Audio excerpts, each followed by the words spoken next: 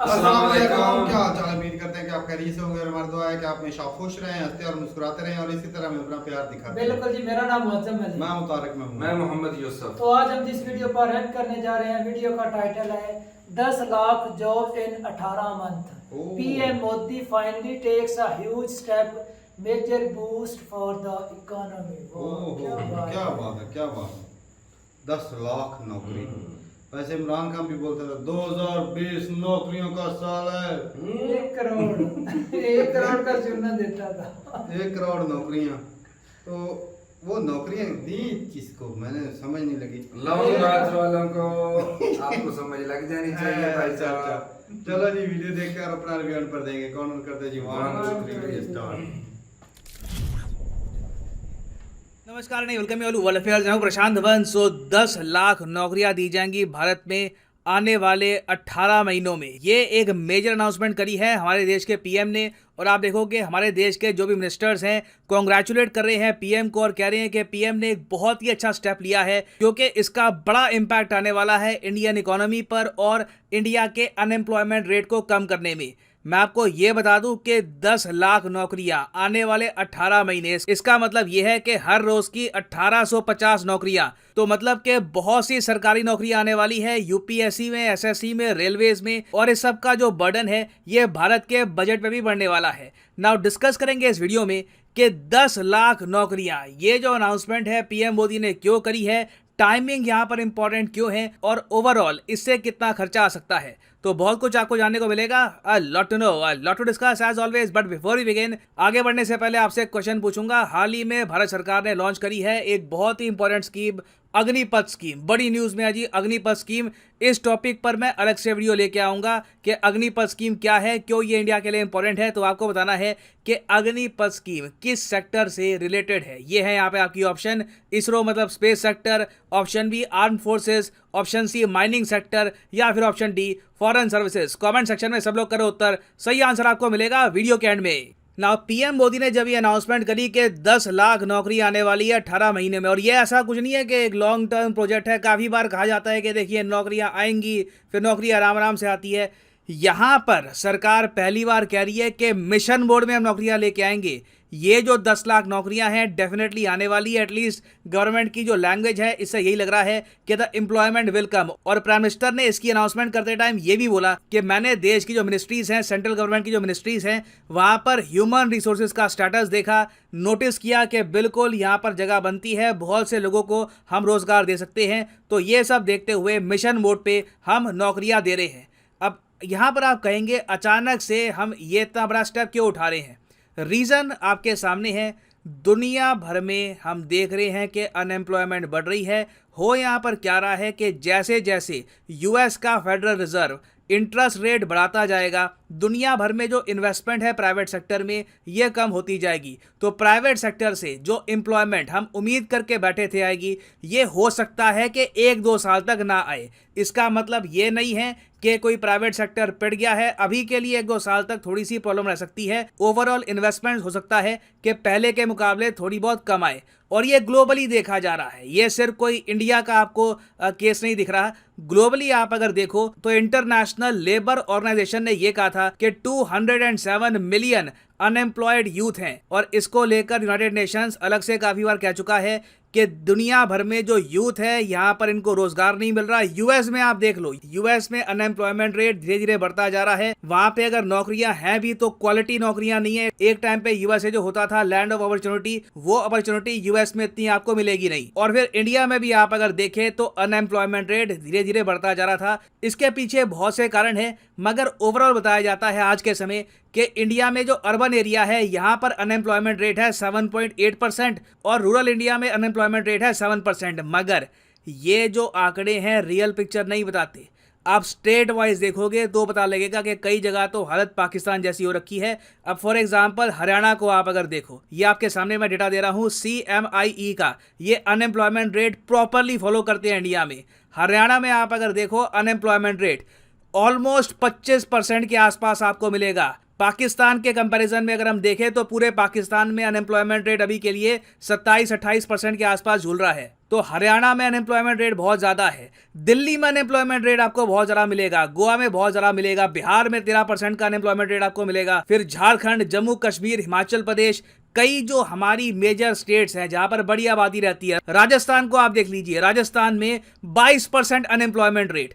तो कई जो बड़ी आबादी वाली हमारी स्टेट्स हैं वहां पर रोजगार की कमी महसूस की जा रही है। ऑलरेडी स्टेट गवर्नमेंट्स ने, जो यूनियन टेरिटरीज की गवर्नमेंट है, उन्होंने लोकल लेवल पर भी खुद की स्कीम शुरू कर दी है। फॉर एग्जांपल दिल्ली गवर्नमेंट ने रिसेंटली ये कहा था कि इनका बजट होगा रोजगार बजट। इनका टारगेट है कि 2 मिलियन मतलब कि 20 लाख नौकरियां ये क्रिएट करेंगे आने वाले 5 सालों में। तो ऐसे वेरियस स्टेट्स इंडिया में कोशिश कर रही हैं कि रोजगार अपने लेवल पे ये इंक्रीज करे। केंद्र सरकार के हाथ में यहाँ पर क्या है, यूपीएससी की वैकेंसी, एसएससी की वैकेंसी, रेलवे की वैकेंसी और ऑफ कोर्स कुछ और जो यहाँ पे विभाग है, एनटीपीसी हो गया, सरकारी बैंक हो गए। तो यहाँ पर मोस्ट प्रॉब्ली सरकार रोजगार बढ़ाने वाली है। पिछले 5 साल में आप अगर देखो तो एसएससी ने एडवर्टाइज करी है 1,85,734 वैकेंसीज और इसमें से 1,74,744 लोगों को नौकरी मिली है। अब इसके कंपैरिजन में आप अगर सोच कर देखो, पिछले 5 सालों में एसएससी यूपीएससी ने मिलाकर जितना टोटल वैकेंसी निकाली थी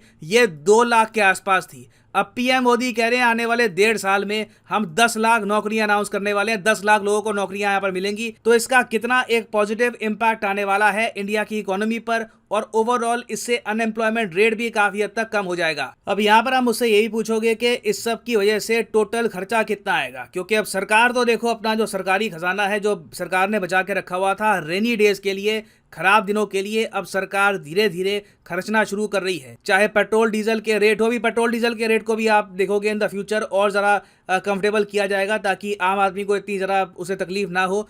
तो एक तो पेट्रोल डीजल के रेट, फिर अनएम्प्लॉयमेंट, यहाँ पर सरकार धीरे धीरे खुद का पैसा खर्च करके लोगों को रोजगार देगी।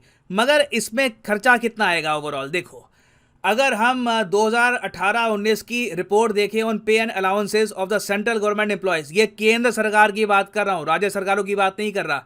तो जो केंद्र सरकार के एम्प्लॉयज हैं उनकी सैलरीज और उनकी रिटायरमेंट की पेंशन में सरकार का टोटल खर्चा आता है 1 साल का 2 लाख करोड़ रुपए। एक्चुअली 2 लाख करोड़ से भी ऊपर का अमाउंट है, एक्चुअल अमाउंट कुछ 2,10,000 या 15,000 करोड़ के आसपास का हो चुका होगा आज के समय। तो बिलियन डॉलर में आपको अगर समझना है तो ये जी हो गए 32 से लेकर 33 बिलियन डॉलर जो सरकारी नौकरियों की सैलरी और पेंशन में ही हमको पे करने होते हैं। तो आप इमेजिन कर सकते हैं यहाँ पर कि 10 लाख नौकरियां जब और यहाँ पर ऐड होंगी तो सरकार का बिलियंस ऑफ डॉलर्स में खर्चा बढ़ने वाला है। और ये परमानेंट खर्चा होता है, ये आसानी है कि टेम्परेरी खर्चा है। एक बार आपने लोगों को रोजगार दे दिया फिर आप परमानेंटली हर साल एलोकेट करके चलते हैं कि इतना पैसा तो खैर हमको यहाँ पर देना ही होगा। और जहां पर एक जगह सरकार को इससे थोड़ा सा झटका लगेगा, दूसरी तरफ आप देखोगे इंडियन इकोनॉमी में इससे बूम आएगा। बूम क्यों आएगा? देखो 10 लाख लोगों को रोजगार मिलेगा, नौकरियां मिलेंगी, वो ऑब्वियसली मार्केट में खर्चेंगे, जो डिमांड है ये बढ़ेगी। बीच में हमने देखा था हमारे देश में डिमांड भी स्टैग्नेट कर रही थी। तो इससे बेसिकली क्या है कि लोगों के हाथ में, आम आदमी के हाथ में बहुत सा पैसा आएगा, जिससे इवेंचुअली आप देखोगे प्राइवेट सेक्टर की नौकरियां भी बढ़ेगी। तो ये एक बड़ा स्टेप है जिसका ओवरऑल इम्पैक्ट आपको एक बहुत ही पॉजिटिव इम्पैक्ट देखने को मिलेगा आने वाले 2 से लेकर 3.5 सालों में। और इस मूव की टाइमिंग देखो बहुत ही इंपॉर्टेंट है। हमारे देश के farmer RBI governor Raghuram Rajan कह चुके हैं कि इंडिया का जो बहुत ज़्यादा हाई अनएम्प्लॉयमेंट रेट था ये एक रियल डेंजर है। हालांकि इन्होंने अपने आर्टिकल में ये भी कहा, इनका एक्चुअली पूरा एक इंटरव्यू था उसमें इन्होंने ये भी कहा कि इंडिया की ओवरऑल ग्रोथ ठीक है और इवन दो इंडिया के आसपास जो देश हैं वहाँ पर इकोनॉमिक हालत बहुत ख़राब है, चाहे श्रीलंका हो, पाकिस्तान हो, ऐसा नहीं है कि उसका नेगेटिव इम्पैक्ट इंडिया पे आएगा। इंडिया कंप्लीटली डिफरेंट स्टोरी है। इंडिया के पास विदेशी मुद्रा भंडार इतना है कि आराम से सरकार बड़े स्केल पर रोजगार भी दे दे, पेट्रोल डीजल भी कम कर दे, फिर भी सिचुएशन नॉर्मल रहेगी, ज़्यादा दिक्कत हमको आने नहीं वाली। बट ये टाइमिंग बहुत ज़्यादा इंपॉर्टेंट है। जब प्राइवेट सेक्टर को ऑल टुगेदर कैपिटल कम मिल रहा है, सरकार यहाँ पर सामने आई है रोजगार देने के लिए, मगर मैं यहाँ पर यह भी ऐड करूंगा कि इंपॉर्टेंट ये है कि इंश्योर किया जाए कि ये जो 10 लाख नौकरियां आएंगी ये सारी भरी भी जाए। ऐसा ना हो कि नौकरियां वेकेंट रह जाए। ये काफ़ी बार होता है हमारे यहाँ, नौकरियां आती हैं, लोगों को नौकरी मिलती नहीं है एग्ज़ाम की वजह से या फिर कोई और इशू आ जाता है।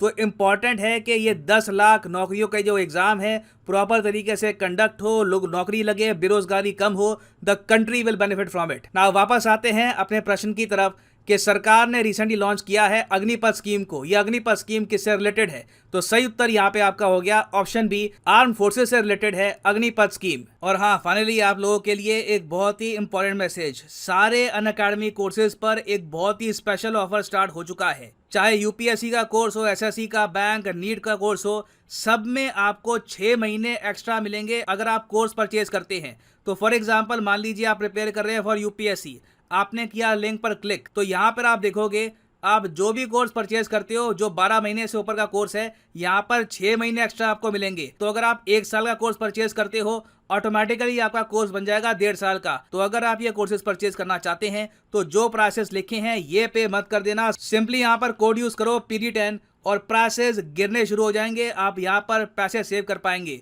सो use the code PD10 and the prices will start falling. So इसी नोट के साथ ये है वीडियो का अंत। Thank you for listening and as always God bless you all.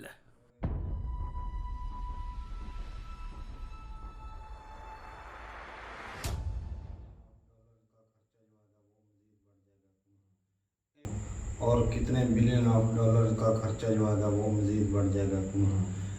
जब भी ऐसा होता है कि हुकूमत जो होती है ना वो नौकरियां रखती है, तो साफ ज़ाहिर है कि हुकूमत का जो है ना वो पैसा गवर्नमेंट का वो उसके गवर्नमेंट पे बोझ पड़ जाता है। बिल्कुल।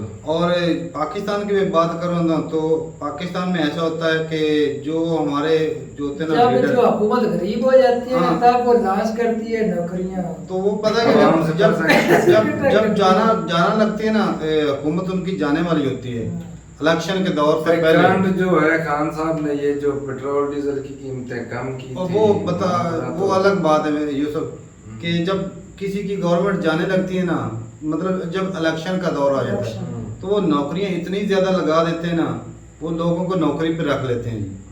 इतनी ज्यादा वैकेंसी आ जाती है, भाई नौकरी पे रख लेते हैं। वो कंट्री के अंदर भी डेवलपमेंट करना शुरू कर अच्छा दी। वो मतलब ना लोगों की जो है ना तवज्जो बिल्कुल अपनी तरफ खींच ली। अपनी तरफ करने के लिए।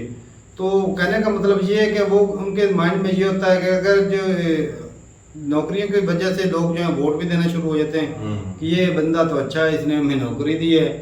और अगर वो नाम एक गांव के अंदर एक दो नाम चलता रहता तो है, नाम उसका चलेगा और बोझ जो होगा वो आने वाले हुकूमत पर पड़ेगा। जिस तरह इमरान खान जो है सब्सिडी दे के अब वही जो बात आने मैं वाला कर बोझ रहा था था। वो जी शहबाज शरीफ लेकिन ये तारक भाई जी नौकरी होती है ना ये बोझ नहीं है। क्यों? हुकूमत सर बोल रहे थे हुकूमत पैसा देती है। हाँ, तो वो एम्प्लॉय की वो खर्च करता है। भाई उससे खर्च private जरूर sector होता है, में लेकिन नहीं, फिर भी इन्वेस्टमेंट आती फिर है। भी भाई, फिर भी बर्डन हुकूमत पर ज्यादा होता है उसकी बर्डन तो इनकम से। होता है। पैसा लेकिन गर्दश पे private आता है, sector के तरक्की अंदर होती है। investment बढ़ती है ना। भाई मैं इस बात को मान रहा हूँ, तरक्की होती है, जब लेकिन- पैसा सर्कल करता है, लेकिन उससे मतलब उतना फायदा नहीं होता जितना कि बर्डन हुकूमत पर बढ़ जाता है। अब मेरी बात सुनो। अच्छा, ये नौकरियों की- बात भाई बात मेरी सुनो भाई ना, बात सुनो। बात तो सुनो। एक इदारा है, स्कूल है, एक स्कूल है, उसमें टीचर चाहिए 5। अगर हमारे हुक्मरान ऐसा करे कि वहां पर लगा दें 10 को, तो वो तो बोझ बढ़ गया ना। हाँ। वो अपने आप को चुकाने के लिए इस तरह कर देते हैं मेरा भाई। लेकिन वो सारी देख कर उन्होंने तभी फैसला किया है हम लोग नौकरियां दे रहे हैं। तो भाई इलेक्शन की एकदम उसने वो नौकरियां देंगे, लेकिन देखा जाए तो भाई पिछले कुछ सालों में कुछ शायद इन्वेस्टमेंट का भी मसला बाहर से हो रहा है, जिस वजह से प्राइवेट सेक्टर आएंगे इन्वेस्ट करेंगे तब नौकरियां आनी थी, लेकिन उसकी वजह से प्रॉब्लम की वजह से अरे भाई, अरे तारक मुझे ये बता, अबे- पूरी दुनिया में इतने इंडियंस हैं, पूरी दुनिया में हाँ। तकरीबन लाखों के हिसाब से हर मुल्क में काम कर रहे हैं, फिर भी उधर इतनी बेरोजगारी, पॉपुलेशन भी बहुत ज्यादा। तो मेरा भाई बहुत बेरोजगारी की वजह से 25,000 लोगों ने सुसाइड किया है इंडिया में। 25,000 लोग। तो भाई आज से कुछ साल पहले जो है जो उधर के किसान थे कर्जे की वजह से या भूखमरी की वजह से सुसाइड करते रहे। तो मोदी जी जो सब्सिडी दे रहे हैं किसानों को, ये ऐसे ही नहीं दे रहे, वो अपने लोगों को बचाने के लिए, ताकि थोड़े से स्ट्रांग हो जाएं और एक तो अपना पेट भरेंगे और कंट्री का भी भरेंगे, बाहर वाले कंट्री का भी पेट भर रहे हैं। अगर पहले की तरह वो जिस तरह वो जो वर्ल्ड ट्रेड ऑर्गेनाइजेशन है वो जो बोलती है कि आप जो है सब्सिडी ना दे, उनकी बात माने तो वो अपने लोग जो वो खुदकुश कर रहे, इंडिया देखेगा ऐसे? बिल्कुल नहीं देखेगा। अपने लोगों को सपोर्ट करना चाहिए जितना हो सकता है। और नौकरियां भाई देखा और जाए एग्रीकल्चर तो ऐसा सेक्टर है कि जिस पर जितना इन्वेस्ट कर लो कम है, जितना कर और लो कम जहाँ है। तक बात करूँ इंडिया में नौकरियों की तो भाई वो मिलनी चाहिए, क्योंकि आज इंडिया में देख लें हमारी जिससे भी बात होती है ना वो मतलब यंग तलीमी म्यार से तो बहुत वो अच्छे बहुत हैं। ज्यादा मेहनत करते हैं। और यूपीएससी की तो उधर फुल तैयारी की जाती है भाई। हमारे यहाँ क्या होता है, जब हम नौकरी के लिए अप्लाई किया था हम लोगों ने इधर, तो वो जी 4-5 दिन एक किताब पकड़ी और 5-6-7 दिन पढ़ा और पेपर दिया। वो ये ऐसी जनरल तैयारी। नॉलेज ही होता है, जनरल नॉलेज पूछते हैं, या साइंस रियाजी या करंट इस तरह। अफेयर के हो जाते थे या मैथमेटिक्स मतलब इंग्लिश के जी इतने मुश्किल नहीं होते, नहीं लेकिन होते। ये जो यूपीएससी का एग्जाम होता है बहुत मुश्किल होता है, टफ होता है। सही। तो उसके लिए जो है बंदे 4-4 5-5 बार तैयारी करते हैं। मतलब क्लास से स्पेशल ट्रेनिंग होती है, ट्रेनिंग होती है, मुकाबला इतना है ना, कंपटीशन कंपटीशन बहुत ज्यादा है। कंपटीशन बहुत तो ज्यादा है। कई ऐसे बंदे हैं जो बार बार तैयारी करने की वजह से जब उनको नौकरी नहीं मिलती फिर वो सुसाइड भी करते हैं। सही बात। ऐसा होता है कई बंदे जो, लेकिन भाई साहब अगर कोई जब सुन गोल रहा है, अचीव ही नहीं होगा तारक भाई तो भाई कोई ना कोई स्टेप पे जाएगा डिप्रेशन की अच्छे वजह से। बुरे हालात नसीब के ऊपर भी यकीन रखा करें, मेहनत जरूर करनी चाहिए। लेकिन जो है ना अगर आप खुदा न खास्ता फेल हो जाते हैं, हिम्मत जो है ना वो कभी नहीं हारना चाहिए। ये शायद तरह वो सुसाइड आपके करना, मुकद्दर में लिख ही ना हो तारक हाँ, भाई, तो किसी और फील्ड में जाकर अपना मुकद्दर आजमा लें, ये बात सुसाइड करना ये बुज़दिली है। और ये मसाइल का हल तो ना हल नहीं। हुआ है। ये तो अरे भाई इंसान को एक दफा जिंदगी मिलती है, उसको जी। बहादुरी से फेस करो। अगर कोई मसला प्रॉब्लम आती है तो उसको फेस करना चाहिए। ऊपर वाला जो है ना प्रॉब्लम भी ना इंसानों को इसीलिए देता है कि वो बंदा कितनी देर तक के वो अपने साबित कदमी के साथ रहता है। बिल्कुल। तो उससे प्रॉब्लम सीख है, उससे फेस प्रॉब्लम करनी से। चाहिए। ये बुज़दिली होती है सुसाइड कर लेना। तो अच्छा है भाई अगर इंडिया की गवर्नमेंट नौकरी निकाल रही है तो बढ़िया लगा भाई। हमारी भी गवर्नमेंट, हमारे पास भी पैसे होंगे तो हमारी गवर्नमेंट भी जरूर कुछ निकालेगी। घरों और पे हाँ, चूल्हे ज्यादा एक- देर तक और चलने में क्योंकि कामयाब इतनी हो मेहनत जाए। करते हैं भाई, नौकरी की डिजर्व तो करते हैं। सही बात। जी। और बात करें पाकिस्तान की तो भाई हमारे साथ तो कई दफा हमको ही चूना लग जाता है। हमारे पैसे हमसे हमारे यहाँ लूट लिए भी जो जाते हैं। नौकरियां निकालते हैं, नौकरियां निकालने से पहले ही वो जो है एम्प्लॉयमेंट 500 और में सिर्फ ना पेपर गवर्नमेंट देने के लिए 300 350 होता था उस हाँ, वक्त जब हम इतना। अप्लाई करते थे। अब 500 से 1000 हो गया। अब अप्लाई करने के लिए 500 या 1000 रुपए जी दो। अच्छा उधर- तारक भाई ये जो हम वो- दौड़ लगाते थे उधर भी इंडिया के अंदर भी है। हाँ सारा उधर कुछ है भाई। अच्छा। उधर कम टाइम होता है, इधर ज्यादा होता है। हाँ। हाँ उधर ज्यादा टाइम होता है, उधर कम वो टाइम होता बोलो कि है। गांठ फकीरी है। भाई गर्मी में लगाई थी हमने पुलिस के लिए रेस, तो